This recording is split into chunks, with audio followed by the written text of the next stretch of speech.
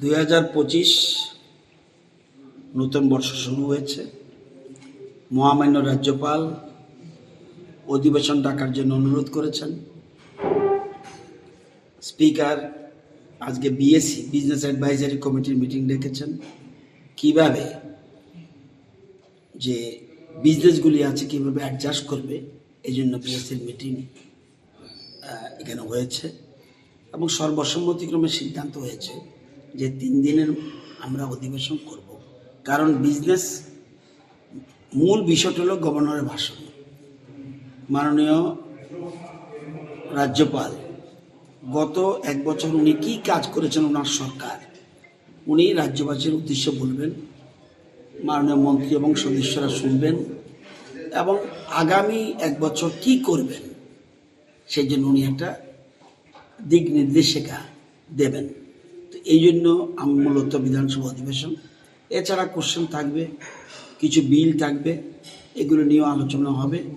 আমাদের বিধানসভা শুরু হবে 10 তারিখ, 11-12 বন্ধ, 13 আবার হবে, 14 বন্ধ, 15 হবে। 15 তারিখের পরে আবার অ্যাডজন হবে। এদিকে অল্প কিছুদিনের মধ্যে আমরা বাজেট অধিবেশন করব মার্চ মাসে, তখন আবার বিস্তারিত আলোচনা করা যাবে।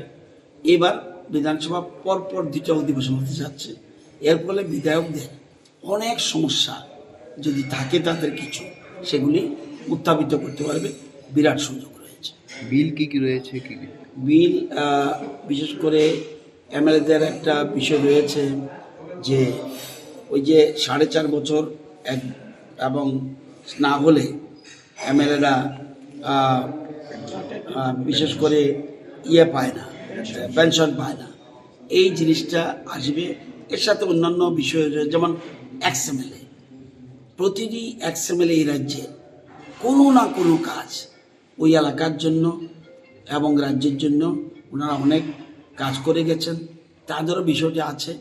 এবং 2019-এ যেহেতু আমাদের লেটেস্ট ওদের বেড়েছিল অনারেরিয়াম, সেগুলি বিভিন্ন, যেমন এমএলএ এরিয়াতে লোক যায় প্রচুর এমএলএদের কাছে, রুলিং পার্টি বিরোধী পার্টি সবার কাছে যায় তাদের এলাকা নার্সিং করার জন্য, ওইগুলি বিষয় রয়েছে।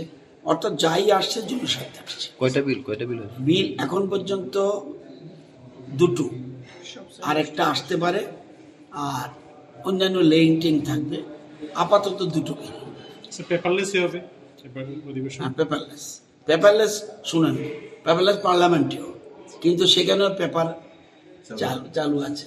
কারণ পেপারলেসের মাধ্যমে আমরা করছি, এটা তো আর এখন অনলাইনও শুরু করে দিয়েছি ধীরে ধীরে। এবং এর মধ্যে একটা সর্বদলীয় একটা টিম যাবে দিল্লিতে, কিভাবে অনলাইনে কোশ্চেন রিসিভ করে, আগে কিভাবে কোশ্চেনটা মানে রিপ্লাই চলে যেতে পারে এমএলএ এমপিদের কাছে, এগুলির জন্য আমরা একটা সিদ্ধান্ত নিয়েছি।